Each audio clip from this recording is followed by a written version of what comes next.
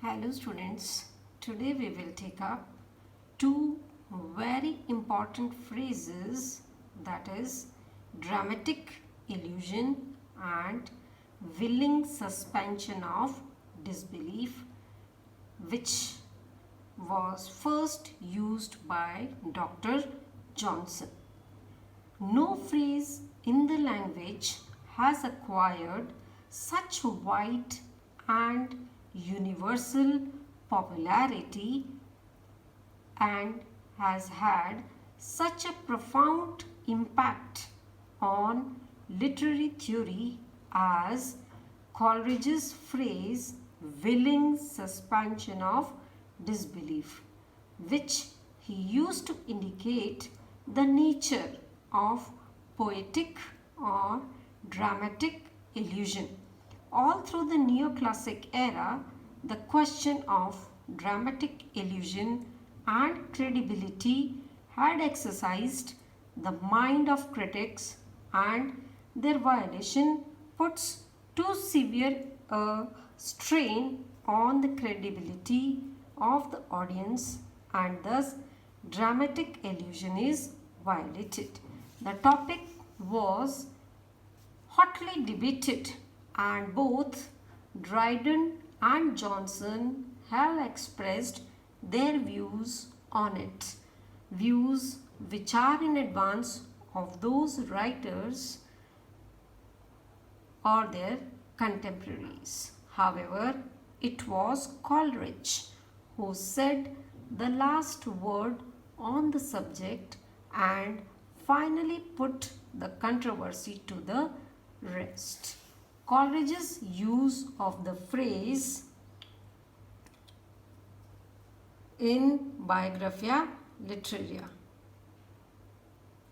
It is in chapter 14th that he writes, in this idea originated the plan of lyrical ballads, in which it was agreed that Coleridge's endeavors would be directed to persons and characters supernatural or at least romantic, yet so as to transfer from our inward nature a human interest and a semblance of truth sufficient to procure for these shadows of imagination that willing suspension of disbelief for the moment, which constitutes poetic faith.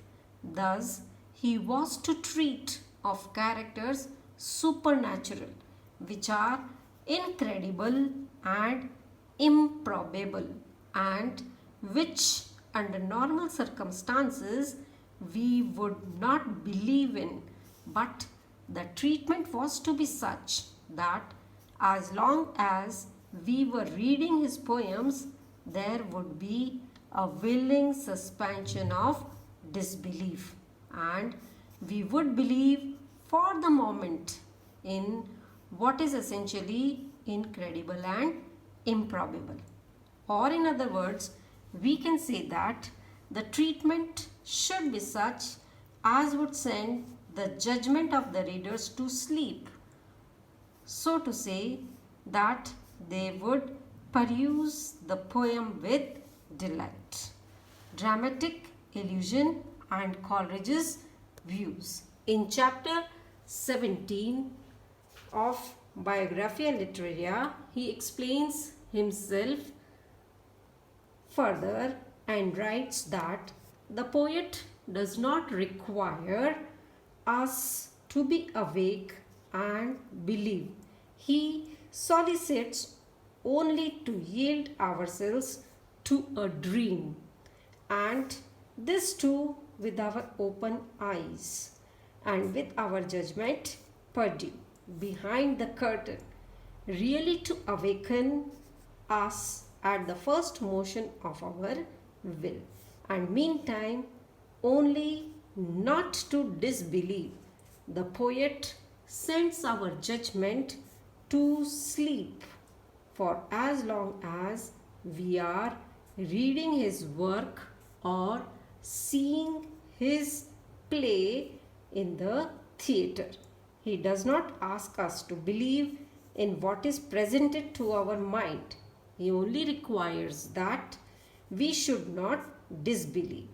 Only a momentary suspension of disbelief is required for the enjoyment of any imaginative literature. We are not under any illusion that it is reality. Only for the moment there is a voluntary remission of judgment, such as happens during a dream. Our judgments are asleep and we enjoy whatever we dream of.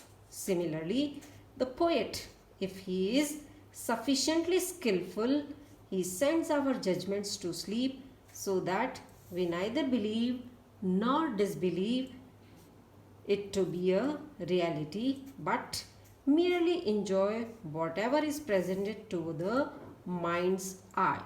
Our reason, our rational judgment, our consciousness is in voluntary suspension.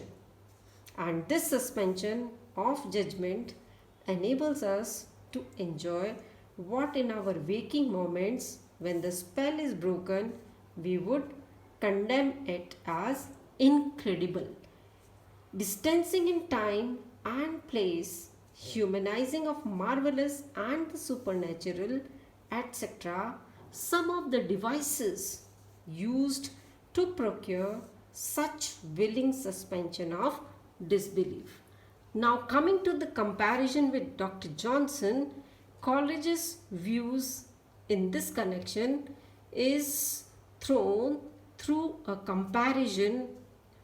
He says that Dr. Johnson was of the view that the reader or the spectator deludes himself into believing a play to be a reality as long as he is witnessing it. But the spectator knows from the first to the last that the stage is only a stage and that the players or the actors are only players. But knowingly he deludes himself and regards it as the reality.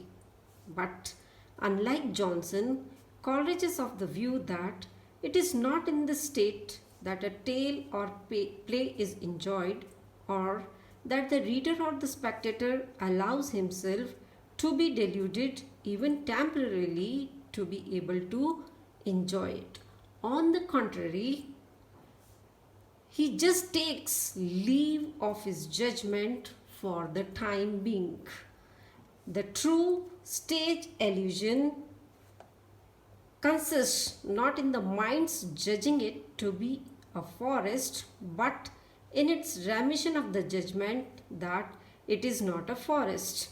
While Dr. Johnson believed that the spectator is in full exercise of his judgment and knows that what is being presented to him is not reality, Coleridge believes that the spectator does not voluntarily exercise his judgment for the time being.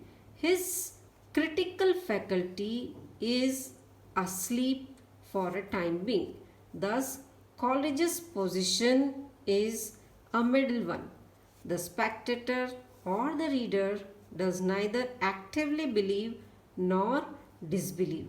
His judgment is in a state of suspension, so to say, for the time being.